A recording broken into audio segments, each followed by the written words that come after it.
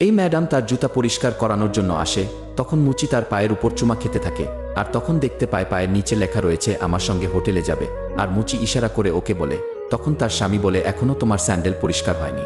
তখন তার স্ত্রী বলে হা হয়ে গেছে, ভাই তাড়াতাড়ি করো। কিছুক্ষণ পর তার স্বামীকে অফিসে ছেড়ে দিয়ে মুচির জন্য অপেক্ষা করতে থাকে। তখন মুচি এসে বলে দুঃখিত ম্যাডাম, আসতে দেরি হয়েছে, চলুন কোনো হোটেলে যেতে হবে। তখন ম্যাডাম বলে আজ তোমাকে অনেক দামি হোটেলে নিয়ে যাব। যদি আমাকে খুশি করতে পারো তাহলে তোমাকে অনেক টাকা দেব, আর যদি খুশি করতে না পারো এখানেই ফুটপাতে পড়ে থাকবে। তখন একজন এসে গ্লাসের উপরে নক করতে থাকে, কিন্তু সে ধ্যান দেয় না। এরপর ঘুরে তাকাতেই সে অবাক হয়ে যায়, কেননা সে তার স্বামী ছিল। গাড়ি থেকে নেমে বলে আপনি তো অফিসে গিয়েছিলেন। স্বামী বলে তুমি এই মুচির সঙ্গে কি করছো? স্ত্রী মিথ্যা বলে কিছুই না। স্বামী থাপ্পড় মেরে বলে তোমার লজ্জা করা উচিত।